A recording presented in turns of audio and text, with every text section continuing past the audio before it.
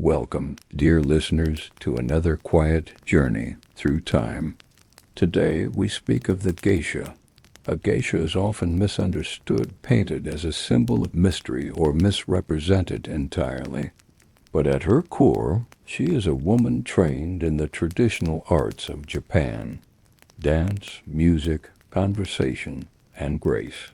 She is not an entertainer in the way the West once imagined her, but a cultural artisan devoted to beauty, precision, and presence.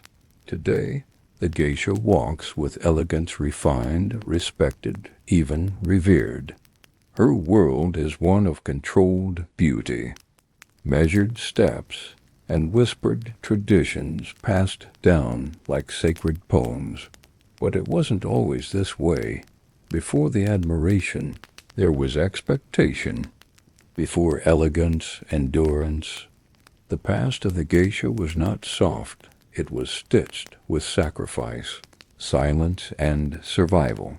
Tonight, we step beyond the painted face and silken sleeves and into the rooms where young girls once bowed too low, spoke too little, and bore too much.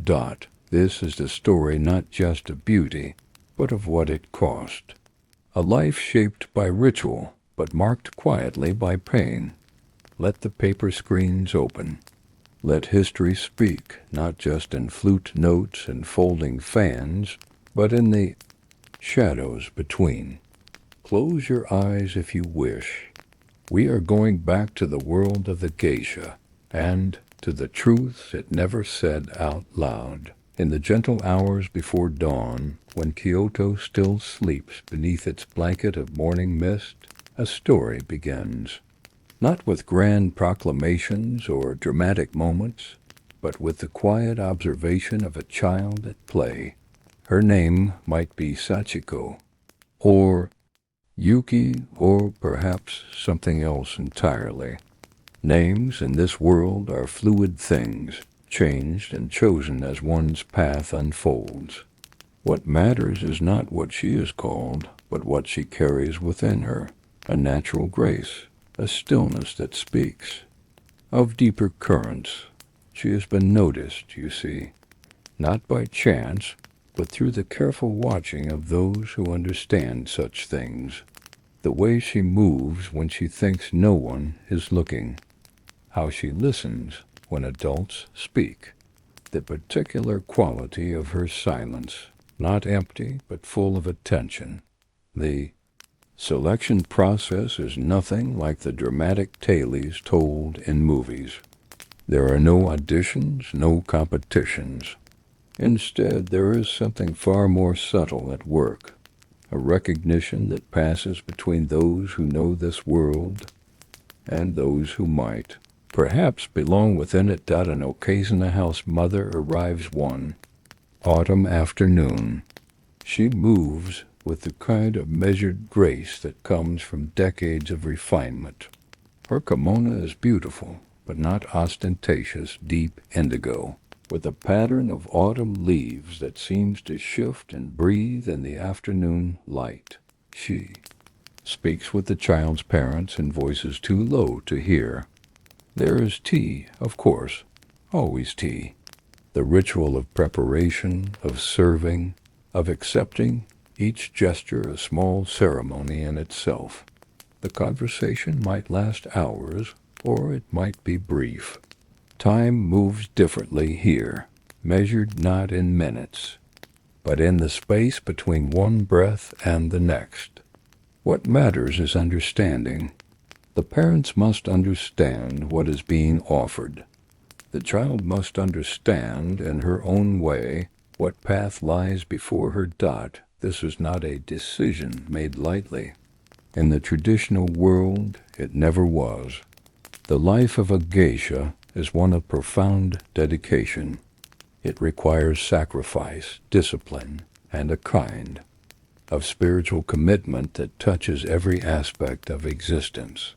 And so, as the seasons turn and the maple leaves begin their slow dance to the ground, a new chapter begins. Not with fanfare, but with the quiet closing of one door and the gentle opening of another. The child who enters the okiya is not the same one who will emerge years later as a fully realized geisha. The transformation that awaits is not merely one of appearance, but of spirit, of becoming something both ancient and eternal. The okiya is more than a house. It is a universe contained within wooden walls and paper screens, a place where time moves according to its own rhythm, where every corner holds history, and where the air itself seems saturated with tradition. Young Mako 2B, for that is what she will be called in these early years, steps across the threshold into a world that operates by different rules. Here the day begins before dawn with the soft shuffling of feet on tatami mats and the gentle whisper of morning prayers. The Aucassin who brought her here becomes more than a guardian. She is teacher, mentor, and in many ways a second mother. Her own geisha name might be something like Kikuyu or Tamaki, names that carry the weight of seasons and natural beauty. She has weathered decades in this world, and her face tells stories of countless evenings spent in the soft glow of lanterns, of conversations that lasted until dawn, of artistry refined to its purest essence. Her hands, still elegant despite their years, move with the muscle memory of 1,000 tea ceremonies. The other inhabitants of the okiya form a carefully structured family. There are the senior geisha, each a master in her own right. Their rooms are sanctuaries of beauty, low tables holding perfectly arranged flowers, walls decorated with hanging scrolls that change with the seasons, and the subtle scent of incense that seems to cling to their silk garments. Then there are the other Mako girls at various stages of their training. Some have been here for years, their skills sharp and their understanding deep. Others are newer, still learning to walk properly in the tall wooden geta sandals that will become as natural to them as breathing. The youngest girl watches and learns, not through formal instruction alone, but through the simple act of living within this world. She observes how the senior geisha hold their fans, how they laugh without disturbing the careful arrangement of their faces, how they move through space as though they were dancing, even when they are simply walking to the kitchen. The day's rhythm is as structured as a classical musical composition. Morning lessons begin with the most fundamental skills, posture, breathing, the basic positions of classical dance. The shamisen teacher arrives after breakfast, an elderly woman whose fingers have coaxed melody from strings. For more than 50 years, the sound of the shamisen becomes the heartbeat of the okiya. Its 3 strings can produce melodies that speak of love, loss, celebration, and melancholy. Learning to play it is not merely about technique. It is about understanding the emotional landscape it can paint. Each note must be perfect, but more than that, it must be felt. The young Mako learns that technical perfection without emotional truth is merely noise. The shamisen responds to the player's spirit as much as to her fingers. Dance lessons follow a similar philosophy. The movements of classical Japanese dance are not merely physical expressions. They are stories told through the body. Each gesture has meaning. Each position carries the weight of centuries of tradition. The fan becomes an extension of the dancer's soul. It can be a flower, a bird, a falling leaf, or a summer breeze. In the hands of a master, it transcends its physical form and becomes poetry in motion.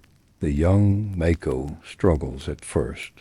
Her movements are uncertain, her fan work clumsy.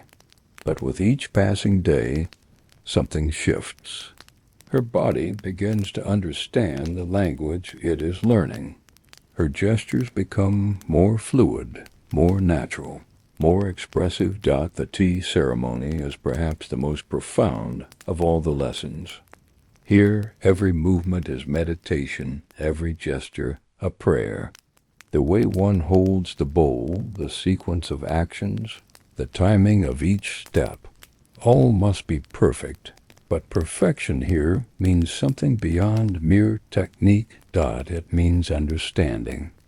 The spirit of hospitality, of creating a moment of peace in a chaotic world, of honoring both the tea and the guest through the purity of one's attention.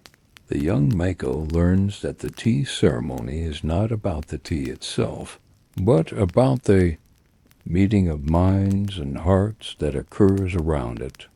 She begins to understand that her future role as a geisha will be similar, creating moments of beauty and connection for those who seek respite from the ordinary world. Evening meals are times of quiet, conversation, and gentle instruction. The okiya shares stories of the world beyond the okiya walls, the tea houses where the geisha perform, the regular customers who have become like family over the years, the seasonal festivals that mark the rhythm of Kyoto's cultural life. The young Mako listens carefully, beginning to understand that her training is not just about acquiring skills, but about becoming part of a living tradition. She is learning to carry forward something precious that has been passed down through generations of women before her. As night falls and the okiya grows quiet, she lies on her futon and listens to the sounds of the neighborhood settling into sleep. Somewhere in the distance she can hear the faint melody of a shamisen, played by some unknown geisha entertaining her guests. The sound becomes a lullaby, a promise of the world she is slowly growing into. Each note seems to whisper of the transformations to come, of the beauty she will learn to create, of the art she will master, and of the person she will become. In the morning, the training will continue. But tonight she sleeps peacefully, surrounded by the gentle presence of her new family and the ancient traditions that will shape her destiny. The transformation of a young girl into a Mako is not a single moment, but a gradual unfolding that takes place over months and years. It begins with the smallest details, the way she learns to sleep without disturbing her hair, the careful attention to her skin, the daily rituals that will eventually become as natural as breathing. The first time she sits for the full makeup application, it is a moment of profound significance. The white foundation called oshoroi is not merely cosmetic. It is a ritual transformation, a putting on of a sacred mask that connects her to centuries of women who have undergone this same process. The makeup artist, an elderly woman whose hands have painted countless faces, works with the reverence of a priestess. Each brush stroke is deliberate, each application of color carefully considered. The white base creates a blank canvas, erasing the individual features and creating something timeless and universal. The red lipstick, a deep, rich crimson, is applied with precision that would shame a master calligrapher. For a young Mako, only the lower lip is painted, leaving the upper lip white. This creates an effect that is both mysterious and beautiful, suggesting youth and innocence while hinting at the sophistication to come. The eyes are outlined with black ink, creating a dramatic contrast against the white face. The eyebrows are painted higher than their natural position, following classical conventions that have remained unchanged for centuries. Each line must be perfect, each curve exactly right. The hair is perhaps the most complex aspect of the transformation. The Mako's hairstyle, called Nihongami, is an architectural marvel. It requires the skills of a master craftsman to create and maintain. The hair is shaped into elaborate loops and curves, held in place with a complex system of pins and combs. The process takes hours and must be repeated regularly. During the creation of the hairstyle, the Mako must remain perfectly still, a meditation in patience and endurance. The final result is a work of art that frames the face and adds height and elegance to the overall appearance. The hair ornaments, called kanzashi, are seasonal and significant. In spring, cherry blossoms. In summer, cooling motifs of water and wind. In autumn, leaves and chrysanthemums. In winter, pine and plum blossoms. Each ornament tells a story and demonstrates the Mako's understanding of seasonal appropriateness. The selection of ornaments is not arbitrary.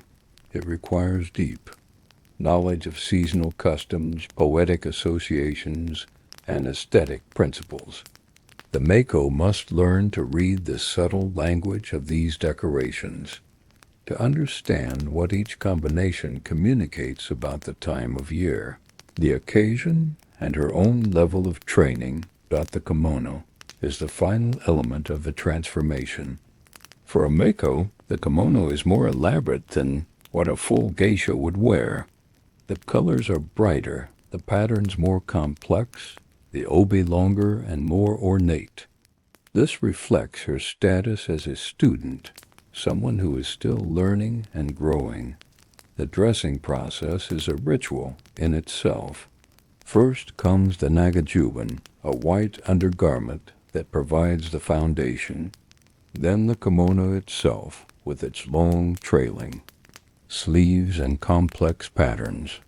The fabric is silk of the highest quality, hand-painted or woven with designs that have been passed down through generations. The obi for a Mako is tied in the Darari style, with long ends that hang down the back, almost to the ground. This creates a silhouette that is both elegant and youthful, the long trailing ends emphasizing the Mako's movements as she walks and dances. The tying of the obi is an art form in itself. It requires the assistance of a dresser, someone skilled, in the complex knots and folds necessary to create the perfect shape. The process can take 30 minutes or more, and the final result must be perfect. Any imperfection would be immediately noticed by those who understand this world. When the transformation is complete, the young girl looks in the mirror and sees a stranger. The face that looks back is not her own, but something timeless and universal. She has become part of a tradition that stretches back centuries, a living embodiment of classical Japanese beauty. The reflection in the mirror shows not just the external transformation, but hints at the internal changes that have taken place. The careful discipline required to sit still for hours of preparation, the patience needed to learn each element of the costume, the growing understanding of the significance of each detail, all of these have contributed to a transformation that goes far beyond the merely physical. Learning to walk in the costume is another art entirely. The Geta sandals are tall and require a completely different way of moving. The kimono restricts the stride, forcing small, graceful steps. The obi changes the balance, requiring adjustments in posture and movement. The young Mako must learn to navigate stairs, to sit gracefully, to move through doorways without disturbing her costume. Each action requires thought and practice. What was once natural and unconscious now requires careful attention and control. The costume is not merely worn, it must be inhabited. The Mako learns to use her fan not just as a prop, but as an extension of her artistic expression. She practices the subtle art of conversation, learning to listen with her entire being and to respond with grace and intelligence. Every gesture must be perfect, every movement beautiful. The constraint of the costume becomes a kind of discipline, forcing a level of consciousness and control that eventually becomes natural. The Mako learns to find freedom within limitation, to discover that true grace emerges from the mastery of form. As the evening settles and the day's lessons come to an end, the Mako sits quietly in her transformed state. The costume that felt so strange and restrictive in the morning now feels like a second skin. She is beginning to understand that the transformation is not just about appearance, but about becoming someone new, someone who carries the weight and beauty of tradition. The person who looks out at the garden is not the same young girl who entered the okiya. She is someone in between, no longer a child, but not yet a geisha. She is a Mako, a student of beauty, a guardian in training of one of the world's most refined art forms. The transformation will continue, day by day, lesson by lesson, until the external beauty she has learned to wear becomes inseparable from the internal grace she is developing. The costume will eventually become as natural as her own skin, and the art she is learning will become the expression of her deepest self. In the world of the geisha, time is measured not by clocks or calendars, but by the subtle turning of seasons. Each change brings new lessons, new performances, new ways of understanding the intricate relationship between art and nature. Spring arrives with the cherry blossoms, and with them comes a renewed sense of possibility. The Mako's training intensifies during this season of renewal.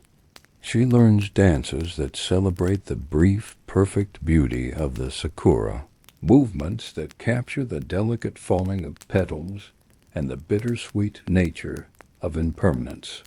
The spring dances are among the most beautiful in the classical repertoire. They require not just technical skill, but a deep understanding of no aware, the pathos of things, the gentle sadness that comes from recognizing the transient nature of beauty. As she moves through the choreography, the Mako learns to embody this philosophy. Each gesture must capture something of the fleeting moment. Each pose must suggest both beauty and its inevitable passing. The fan in her hand becomes a cherry blossom, looming and falling in the span of a single movement. Summer brings the great festivals, and with them the Mako's first real opportunities to perform for audiences beyond the okiya. The preparation is meticulous. Every detail of costume, makeup, and performance must be perfect. She learns summer dances that evoke the cooling effects of water and wind, movements that provide psychological relief from the heat. The choreography is designed to create a sense of coolness and refreshment, using the power of suggestion to transport the audience to a more comfortable state of mind. Her first public performance is a moment of profound significance. All the hours of practice, all the careful instruction, all the gradual transformation, everything comes together in this moment of presentation to the world. The audience is knowledgeable and appreciative. They understand what they are seeing, not just a performance, but the continuation of a tradition that has been carefully maintained for centuries. Their attention is complete, their appreciation genuine. Autumn brings its own set of lessons. The Mako learns dances that celebrate the harvest, movements that capture the golden light of the season and the gentle melancholy of things coming to an end. The choreography is more complex now, requiring greater skill and deeper understanding. She begins to understand that each season's dances are not just entertainment, but a form of meditation on the nature of time and change. The movements she performs are prayers to the passing moment, celebrations of beauty that acknowledge its temporary nature. Winter is the season of deepest learning. With fewer public performances, the Mako has time to refine her skills, to delve deeper into the philosophical underpinnings of her art.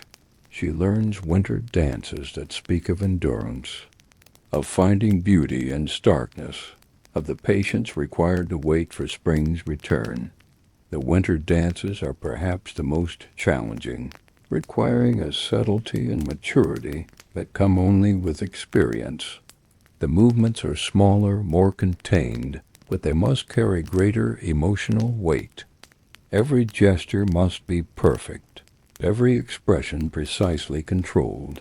During the quiet winter months, there is time for calligraphy practice.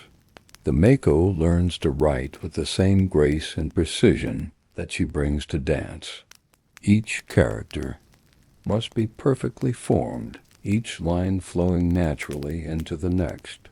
The practice of calligraphy is another form of meditation, requiring complete concentration and perfect control. The brush must move with confidence. Any hesitation or uncertainty will be immediately visible in the finished work. She also learns to compose poetry, to find words that capture the essence of seasonal moments. The poems are brief but profound, distilling complex emotions and observations into just a few carefully chosen syllables. The ability to create poetry is essential for a geisha. She must be able to engage in sophisticated conversations about literature and art, to contribute original thoughts and observations, to demonstrate not just technical skill, but genuine creativity and intelligence. Throughout the year, the Mako's appearance changes with the seasons. Her kimono patterns shift from cherry blossoms to cooling motifs to autumn leaves to winter scenes. Her hair ornaments change accordingly, each one carefully chosen to reflect the time of year and her growing sophistication. These changes are not mere fashion. They demonstrate her understanding of seasonal appropriateness, her ability to read the subtle signs of nature's progression, and her growing mastery of the complex aesthetic principles that govern her world.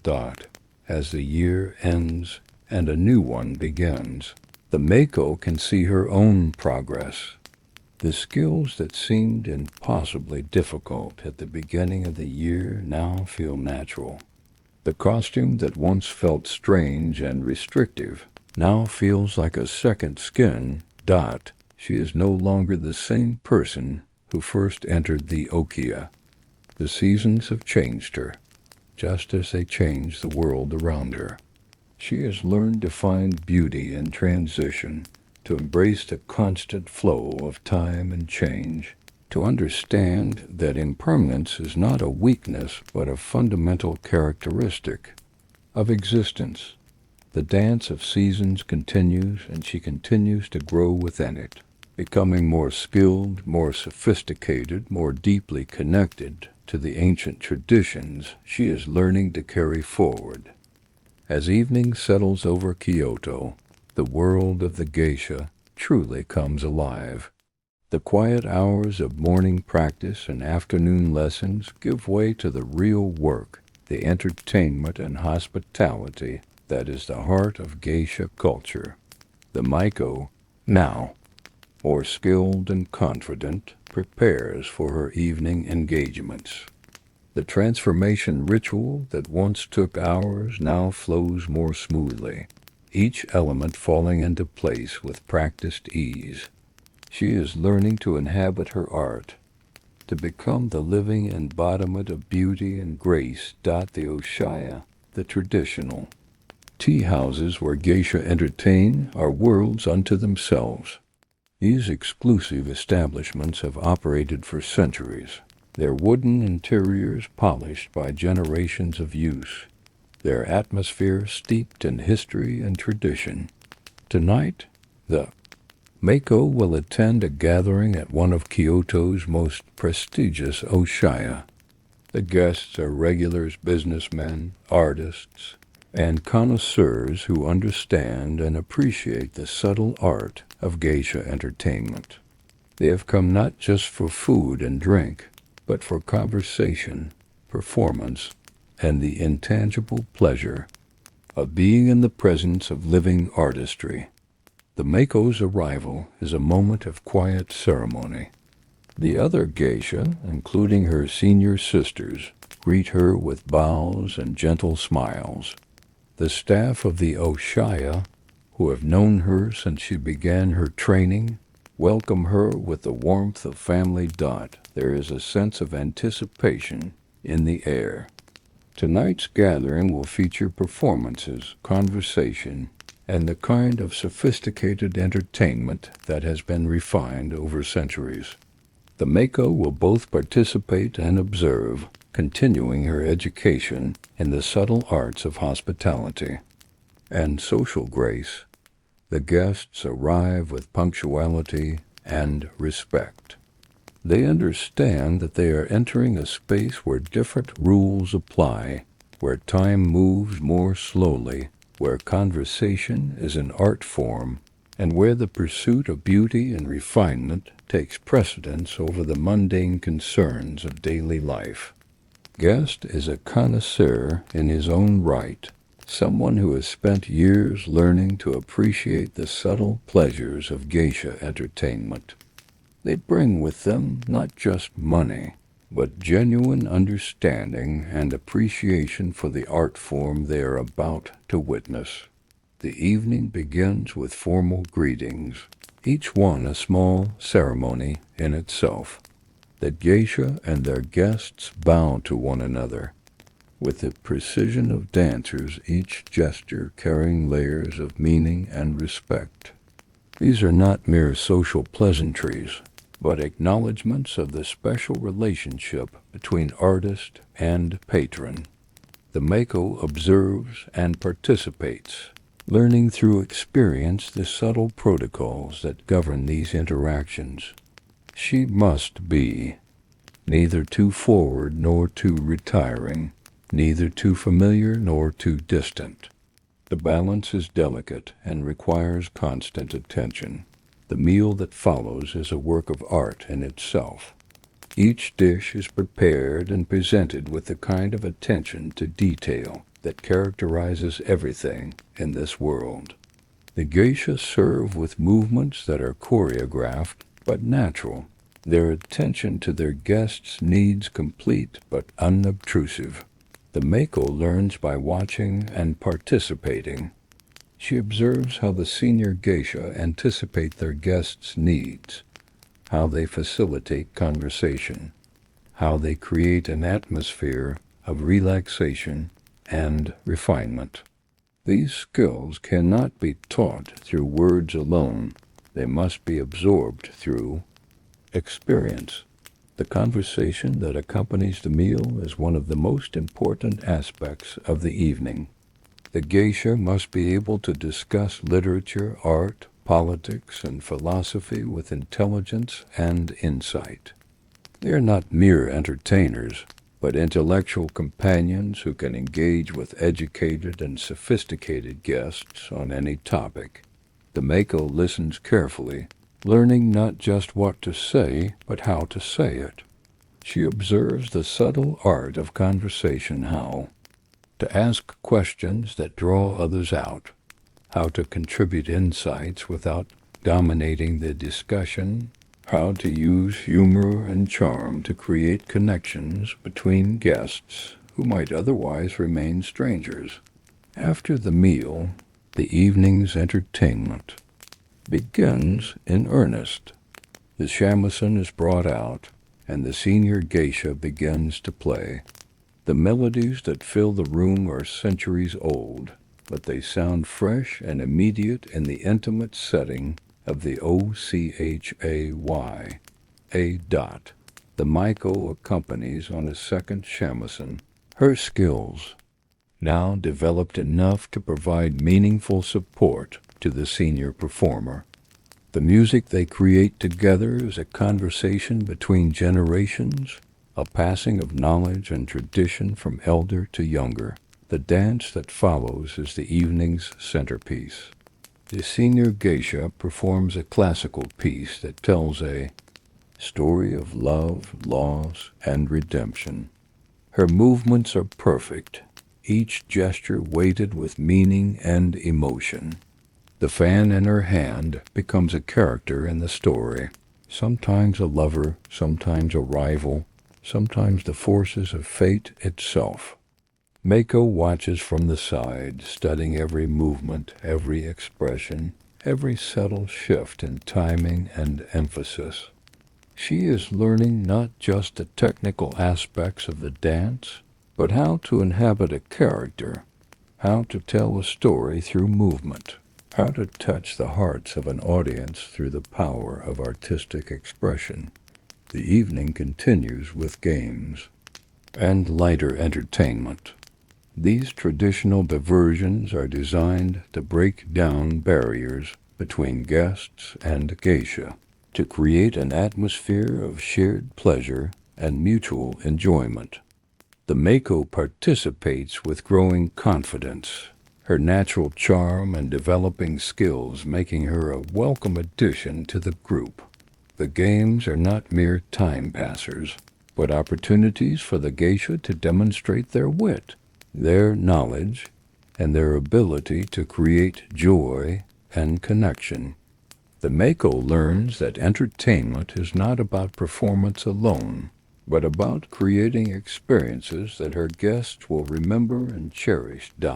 As the evening draws to a close, there is a sense of satisfaction and completion. The guests prepare to leave, their faces showing the contentment that comes from time well spent in the pursuit of beauty and refinement. The geisha and Mako bow their farewells, their professional duties completed but their personal satisfaction evident. The Mako has successfully navigated another evening, her skills and confidence growing with each performance. She has learned not just techniques, but the deeper purpose of her art to create moments of beauty and connection, to preserve and share cultural traditions, to serve as a bridge between the ancient and the modern. The return to the okiya is a quiet time for reflection. The Mako walks slowly through the sleeping streets, her mind processing the evening's experiences. She has taken another step forward in her journey, each evening adding layers to her understanding of this ancient art. The quiet hours before dawn become a time of deep contemplation. As the Mako carefully removes each element of her costume, she reflects on the evening's lessons. Each ornament, each layer of clothing, each brush stroke of makeup that she washes. A wave represents not just preparation removed, but knowledge gained. The process of returning to her natural state is as ritualized as the transformation that began the evening. The kanzashi are cleaned and carefully stored according to season and occasion. The kimono is hung with reverence, its silk smoothed and examined for any signs of wear that might need attention. The removal of the makeup is perhaps the most symbolic part of this nightly ritual. As the white oshiroi dissolves under careful cleansing, the face of the young woman emerges once again, but she is not the same person who applied the makeup hours earlier. Each evening adds depth to her understanding, sophistication to her skills, wisdom to her spirit. The face that looks Back from the mirror is still young, but there is something in the eyes that speaks of growing mastery. The confidence that comes from successful performance, the satisfaction of artistic achievement, the deep pleasure of connecting with an appreciative audience. All of these experiences are gradually transforming her. From within, the morning lessons that follow take on new depth and meaning. The calligraphy practice, which once felt mechanical and difficult, now flows with natural grace. The characters she creates carry not just technical correctness, but genuine artistic expression. Her hand has learned to dance across the paper, creating beauty that comes from deep understanding rather than mere imitation. The shamisen lessons reveal similar progress. The melodies that emerge from her practice sessions now carry emotional weight and personal interpretation. She is learning to make the ancient songs her own, to find her unique voice within the traditional framework. The dance instruction becomes more sophisticated as her skills develop. The choreography she learns now requires not just technical proficiency, but mature emotional understanding. The stories told through movement become more complex, the emotional landscapes more nuanced. Her teacher, observing this growth, begins to introduce pieces that were previously beyond her reach. Classical works that require years of training to master.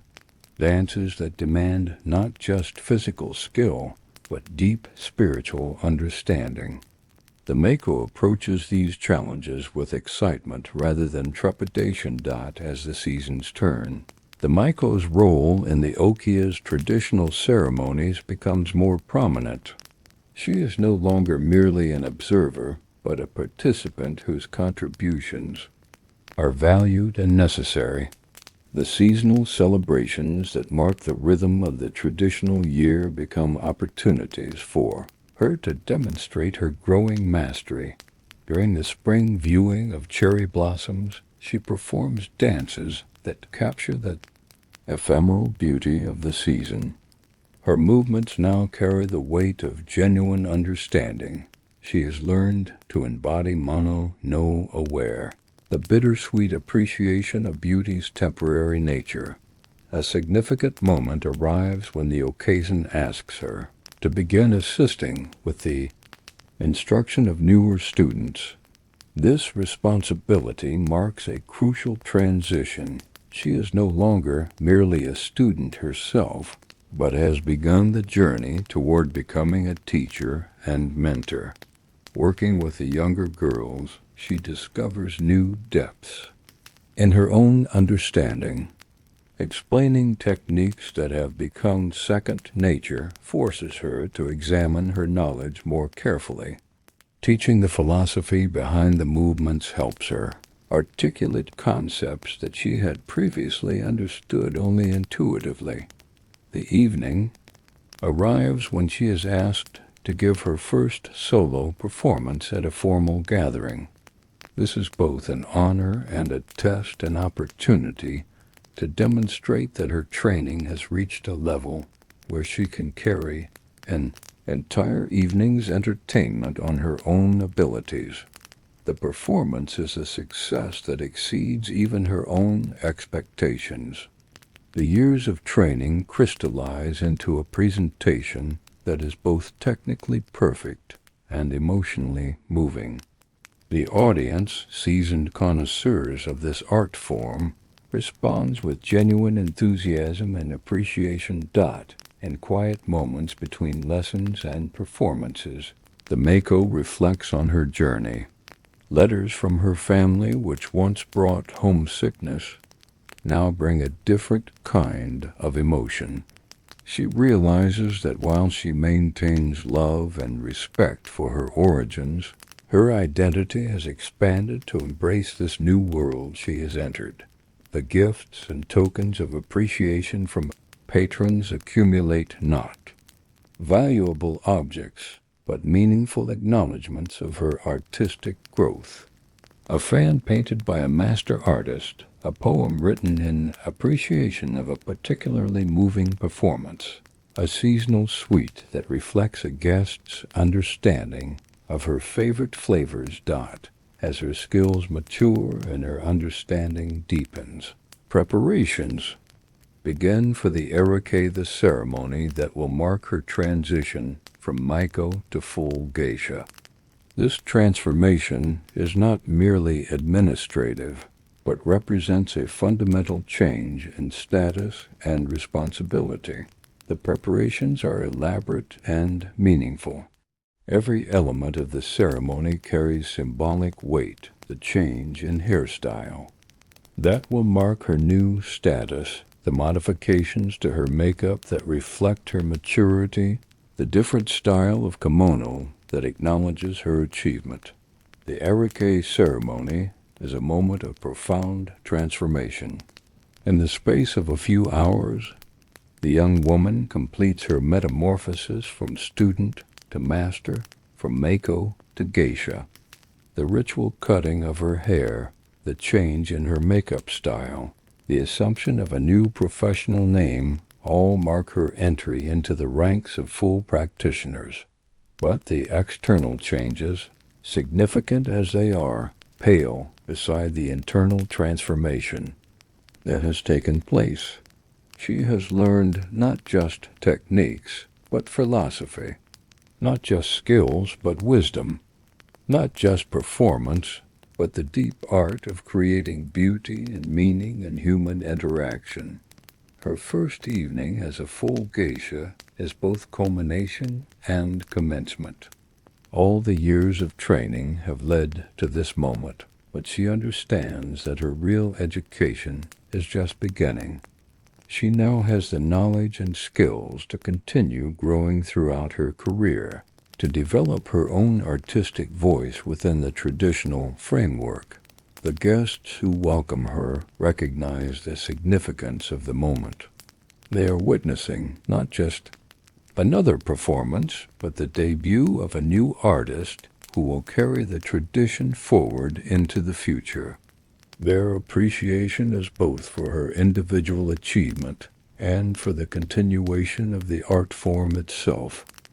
The transformation is complete, but the journey continues. As a full geisha, she now inhabits her art with complete authenticity.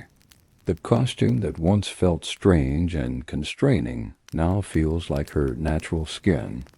The movements that once required conscious effort now flow with unconscious grace. Her presence in the okiya carries a different weight now.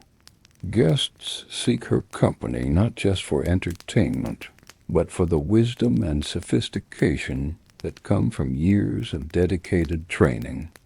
Her conversations range across literature, art, philosophy, and contemporary affairs, demonstrating the breadth of knowledge expected from a master of her profession. Throughout the year, her performances evolve and deepen. The spring dances that once challenged her technique now serve as vehicles for personal expression. The summer entertainments that tested her stamina now showcase her ability to create atmosphere and mood. The autumn ceremonies that demanded maturity now reflect her genuine understanding of life's complexities. Winter brings opportunities for the most sophisticated performances, intimate gatherings where every gesture matters, where the smallest nuance can make the difference between mere competence and true artistry. These are the moments when her years of training justify themselves, when the investment of time and effort reveals its full value. Her role as teacher and mentor becomes increasingly important as her career develops. The young Maiko who come to the okiya now look to her as a model and guide. She remembers her own early struggles and uncertainties, and uses that understanding to help the next generation navigate their own challenges. The teaching is not merely technical instruction, but transmission of philosophy and values. She helps her students understand that they are not just learning performance skills, but becoming guardians of cultural tradition. The responsibility is both privilege and burden. They are entrusted with preserving something precious for future generations. Over the years, relationships with regular patrons deepen into something approaching friendship. These are not mere business relationships, but connections based on shared appreciation for beauty, culture, and sophisticated conversation. The geisha becomes confidant, advisor, and artistic inspiration to those who truly understand her world. These long-term relationships represent the highest achievement of her profession, the creation of meaningful human connections through the medium of traditional arts. The conversations that take place in the intimate setting of the okiya range far beyond entertainment, touching on philosophy, literature, and the deeper questions of human existence. Her participation in major cultural festivals and events demonstrates the broader role that geisha play in Japanese society. They are not merely entertainers for a small elite, but guardians and presenters of cultural tradition for the entire nation. Their performances at public festivals help maintain the connection between contemporary Japan and its classical heritage. The crowds that gather to watch these performances represent all levels of society, tourists and locals, young and old, traditionalists and modernists. The geisha's ability to speak to such diverse audiences demonstrates the universal appeal of true artistry and the timeless relevance of beauty and grace. In private moments, her artistic impulses find expression in calligraphy, poetry, and visual art. The discipline and aesthetic sense developed through years of training now inform original creative work. Her poems capture seasonal moments with classical elegance but personal insight. Her calligraphy displays not just technical mastery but individual artistic voice. This creative work represents a natural evolution of her training from learning to reproduce traditional forms to creating new expressions within classical frameworks. She has become not just a preserver of tradition, but a contributor to its continuing development.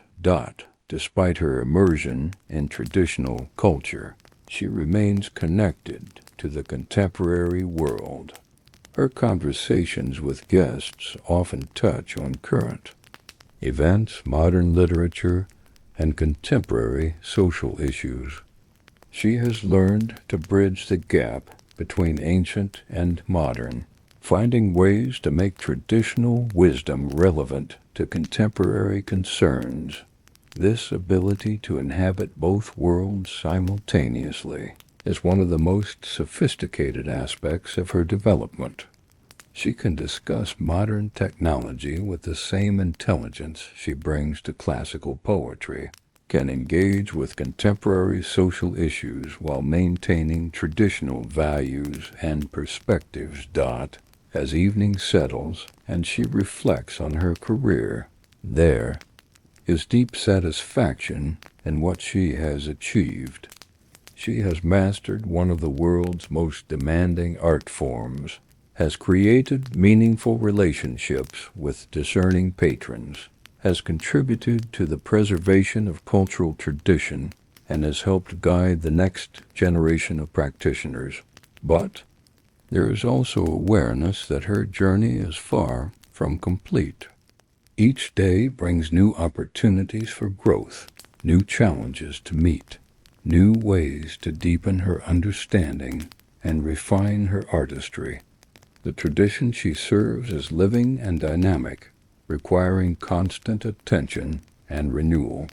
The arrival of new students at the okiya reminds her of her own early days and reinforces her understanding of her role in the great chain of tradition.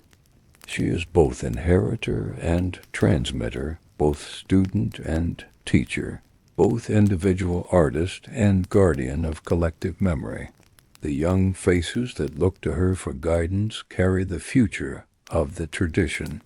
Her responsibility to them and to the countless generations of geisha who came before gives weight and meaning to her daily practice. She is not just pursuing personal artistic fulfillment, but serving something larger than herself. The seasons turn as they always have and always will. In the world of the geisha, these natural cycles provide the framework for a life dedicated to beauty, tradition, and the pursuit of artistic perfection. Each season brings its own lessons, its own opportunities for growth, its own reminders of life's transient nature. Looking back across the years of training and practice, the transformation is remarkable. The young girl who first entered the okiya has become a master of one of the world's most sophisticated art forms. But more than that, she has become a living embodiment of cultural values that connect contemporary Japan to its classical heritage. The okiya continue to serve their ancient function, providing spaces where beauty, intelligence, and sophisticated conversation can flourish. In an increasingly fast-paced and technology-driven world, these havens of traditional culture offer something irreplaceable: the opportunity to slow down, to appreciate subtlety, to engage with others on a deeper level. The daily rituals continue. The careful attention to dress and appearance, the practice of musical and dance skills, the preparation for evening entertainments. These activities, repeated countless times over the years, have become meditation practices, ways of maintaining connection with tradition and cultivating inner discipline.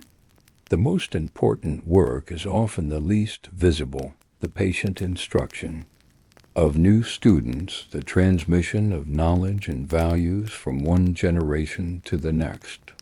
This teaching ensures that the tradition will survive and continue to evolve, that future generations will have access to this remarkable form of cultural expression.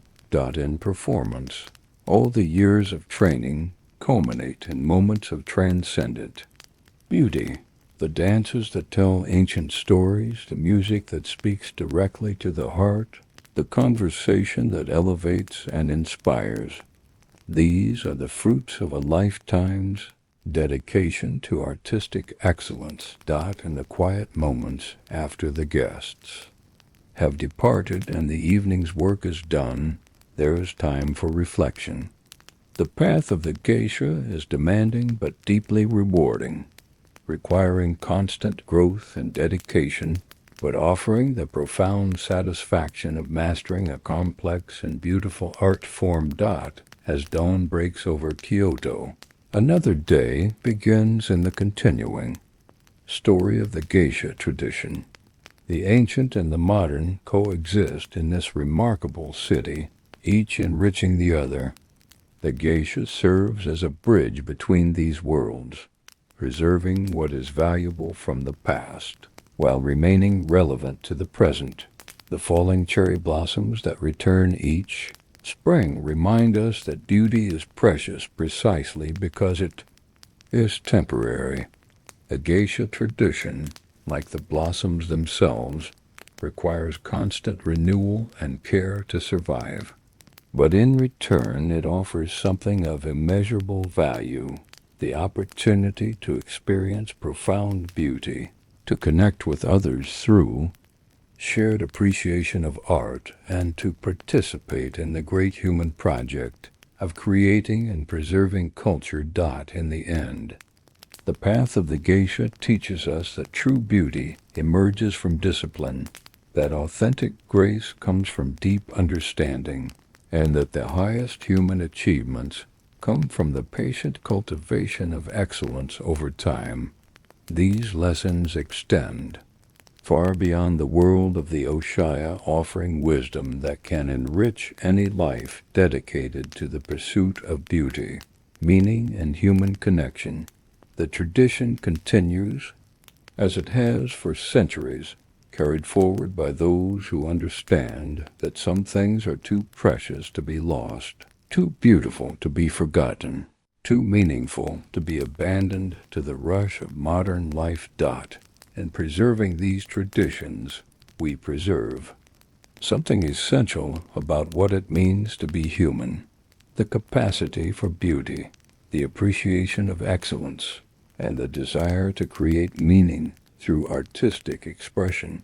And so our journey ends where it began, in quiet contemplation of beauty, tradition, and the remarkable human capacity for transformation through dedicated practice. The world of the geisha offers use not just entertainment, but inspiration, a reminder that with patience, dedication, and reverence for tradition, we can all become more than we thought possible. Rest well, dear listeners. Dream of cherry blossoms and the gentle sound of silk on tatami mats. Dream of a world where beauty matters, where tradition is honored, and where the pursuit of excellence is a form of prayer. Until we meet again in another quiet journey through time.